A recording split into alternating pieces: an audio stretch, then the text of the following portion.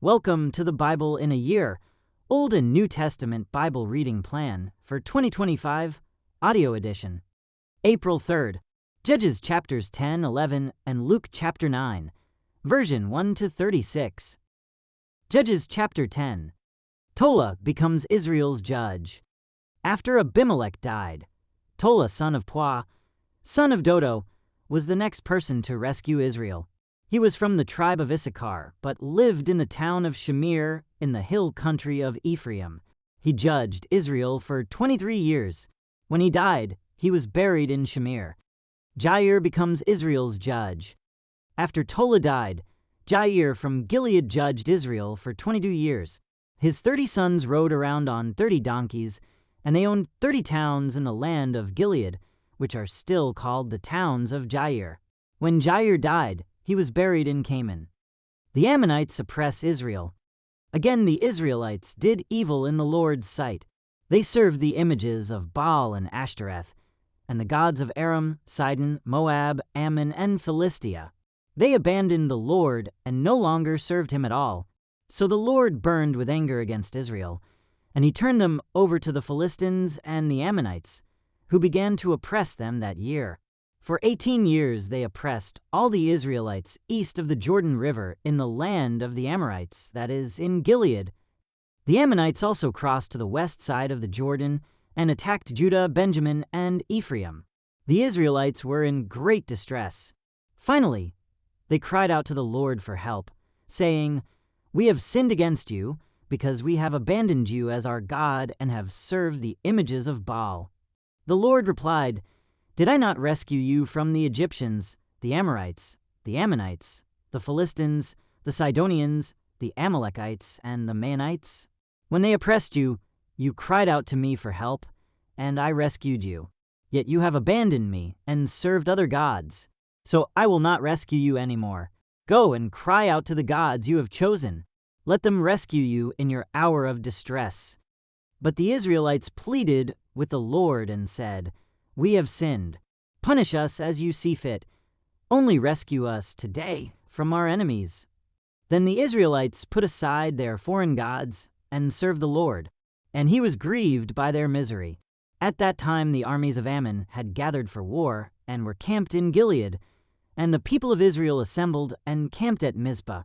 The leaders of Gilead said to each other, "Whoever attacks the Ammonites first will become ruler over all the people of Gilead." Judges chapter 11.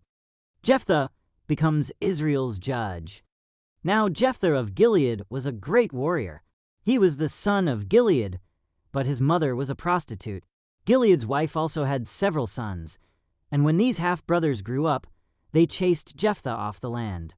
"You will not get any of our father's inheritance," they said, "for you are the son of a prostitute." So Jephthah fled from his brothers and lived in the land of Tob. Soon he had a band of worthless rebels following him. At about this time, the Ammonites began their war against Israel. When the Ammonites attacked, the elders of Gilead sent for Jephthah in the land of Tob. The elders said, "Come and be our commander. Help us fight the Ammonites." But Jephthah said to them, "Aren't you the ones who hated me and drove me from my father's house? Why do you come to me now when you're in trouble?" "Because we need you," the elders replied. "If you lead us in battle against the Ammonites, we will make you ruler over all the people of Gilead." Jephthah said to the elders, "Let me get this straight.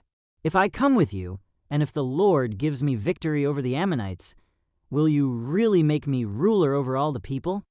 "The Lord is our witness," the elders replied. "We promise to do whatever you say." So Jephthah went with the elders of Gilead, and the people made him their ruler and commander of the army. At Mizpah, in the presence of the Lord, Jephthah repeated what he had said to the elders. Then Jephthah sent messengers to the king of Ammon, asking, "Why have you come out to fight against my land?" The king of Ammon answered Jephthah's messengers, "When the Israelites came out of Egypt, they stole my land from the Arnon River to the Jabbok River and all the way to the Jordan. Now then, give back the land peaceably." Jephthah sent this message back to the Ammonite king. This is what Jephthah says, Israel did not steal any land from Moab or Ammon. When the people of Israel arrived at Kadesh on their journey from Egypt after crossing the Red Sea, they sent messengers to the king of Edom asking for permission to pass through his land. But their request was denied. Then they asked the king of Moab for similar permission, but he wouldn't let them pass through either. So the people of Israel stayed in Kadesh. Finally, they went around Edom and Moab through the wilderness. They traveled along Moab's eastern border and camped on the other side of the Arnon River. But they never once crossed the Arnon River into Moab, for the Arnon was the border of Moab.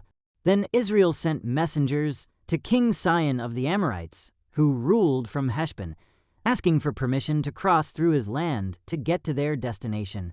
But King Sihon didn't trust Israel to pass through his land. Instead, he mobilized his army at Jahaz and attacked them. But the Lord, the God of Israel, gave his people victory over King Sihon. So Israel took control of all the land of the Amorites, who lived in that region, from the Arnon River to the Jabbok River, and from the eastern wilderness to the Jordan. So you see, it was the Lord, the God of Israel, who took away the land from the Amorites and gave it to Israel. Why? Then should we give it back to you? You keep whatever your god Chemosh gives you, and we will keep whatever the Lord our God gives us. Are you any better than Balak son of Zippor, king of Moab? Did he try to make a case against Israel for disputed land? Did he go to war against them? Israel has been living here for 300 years, inhabiting Heshbon and its surrounding settlements, all the way to Aroer and its settlements, and in all the towns along the Arnon River. Why have you made no effort to recover it before now? Therefore, I have not sinned against you. Rather, you have wronged me by attacking me. Let the Lord, who is judge, decide today which of us is right, Israel or Ammon. But the king of Ammon paid no attention to Jephthah's message. Jephthah's vow. At that time the Spirit of the Lord came upon Jephthah, and he went throughout the land of Gilead and Manasseh, including Mizpah in Gilead, and from there he led an army against the Ammonites. And Jephthah made a vow to the Lord. He said, "If you give me victory over the Ammonites, I will give to the Lord whatever comes out of my house to meet me when I return in triumph. I will sacrifice it as a burnt offering." So Jephthah led his army against the Ammonites, and the Lord gave him victory. He crushed the Ammonites, devastating about 20 towns from Aroer to an area near Minnith, and as far away as Abel-Keramim. In this way Israel defeated the Ammonites. When Jephthah returned home to Mizpah, his daughter came out to meet him, playing on a tambourine and dancing for joy. She was his one and only child. He had no other sons or daughters. When he saw her, he tore his clothes in anguish. "Oh, my daughter," he cried out, "you have completely destroyed me. You've brought disaster on me, for I have made a vow to the Lord, and I cannot take it back." And she said, "Father, if you have made a vow to the Lord, you must do to me what you have vowed, for the Lord has given you a great victory over your enemies, the Ammonites. But first let me do this one thing. Let me go up and roam in the hills and weep with my friends for 2 months, because I will die a virgin." "You may go," Jephthah said, and he sent her away for 2 months. She and her friends went into the hills and wept because she would never have children. When she returned home, her father kept the vow he had made, and she died a virgin. So it has become a custom in Israel 40 for young Israelite women to go away for 4 days each year to lament the fate of Jephthah's daughter. Luke chapter 9, verses 1 to 36. Jesus sends out the 12 disciples.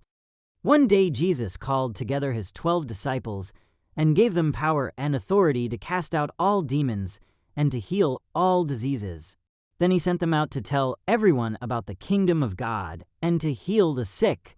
"Take nothing for your journey," he instructed them. "Don't take a walking stick, a traveler's bag, food, money, or even a change of clothes. Wherever you go, stay in the same house until you leave town. And if a town refuses to welcome you, shake its dust from your feet as you leave to show that you have abandoned those people to their fate." So they began their circuit of the villages, preaching the good news and healing the sick. Herod's confusion. When Herod Antipas, the ruler of Galilee, heard about everything Jesus was doing, he was puzzled. Some were saying that John the Baptist had been raised from the dead. Others thought Jesus was Elijah or one of the other prophets risen from the dead. "I beheaded John," Herod said. "So who is this man about whom I hear such stories?" And he kept trying to see him. Jesus feeds 5,000.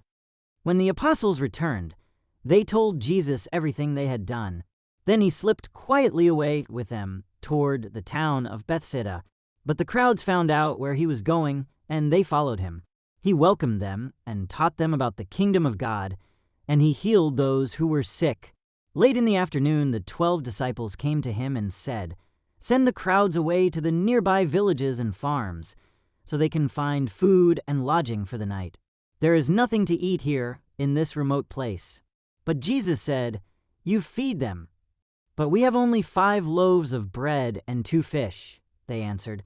"Or are you expecting us to go and buy enough food for this whole crowd?" For there were about 5,000 men there. Jesus replied, "Tell them to sit down in groups of about 50 each." So the people all sat down. Jesus took the 5 loaves and 2 fish, looked up toward heaven, and blessed them. Then, breaking the loaves into pieces, he kept giving the bread and fish to the disciples so they could distribute it to the people. They all ate as much as they wanted, and afterward, the disciples picked up 12 baskets of leftovers. Peter's declaration about Jesus. One day Jesus left the crowds to pray alone. Only his disciples were with him. And he asked them, "Who do people say I am?" Well, they replied, "Some say John the Baptist, some say Elijah, and others say you are one of the other ancient prophets risen from the dead." Then he asked them, "But who do you say I am?" Peter replied, "You are the Messiah sent from God." Jesus predicts his death. Jesus warned his disciples not to tell anyone who he was. "The Son of Man must suffer many terrible things," he said. "He will be rejected by the elders, the leading priests, and the teachers of religious law. He will be killed, but on the 3rd day he will be raised from the dead." Then he said to the crowd, "If any of you wants to be my follower, you must give up your own way, take up your cross daily, and follow me. If you try to hang on to your life, you will lose it. But if you give up your life for my sake, you will save it. And what do you benefit if you gain the whole world but are yourself lost or destroyed? If anyone is ashamed of me and my message, the Son of Man will be ashamed of that person when he returns in his glory and in the glory of the Father and the holy angels. I tell you the truth, some standing here right now will not die before they see the kingdom of God." The Transfiguration. About 8 days later, Jesus took Peter, John, and James up on a mountain to pray. And as he was praying, the appearance of his face was transformed, and his clothes became dazzling white. Suddenly, 2 men, Moses and Elijah, appeared and began talking with Jesus. They were glorious to see, and they were speaking about his exodus from this world, which was about to be fulfilled in Jerusalem. Peter and the others had fallen asleep. When they woke up, they saw Jesus' glory and the 2 men standing with him. As Moses and Elijah were starting to leave, Peter, not even knowing what he was saying, blurted out, "Master, it's wonderful for us to be here. Let's make 3 shelters as memorials, 1 for you, 1 for Moses, and 1 for Elijah." But even as he was saying this, a cloud overshadowed them, and terror gripped them as the cloud covered them. Then a voice from the cloud said, "This is my son, my chosen one. Listen to him." When the voice finished, Jesus was there alone. They didn't tell anyone at that time what they had seen. Thank you for joining as we read through the Bible in 1 year.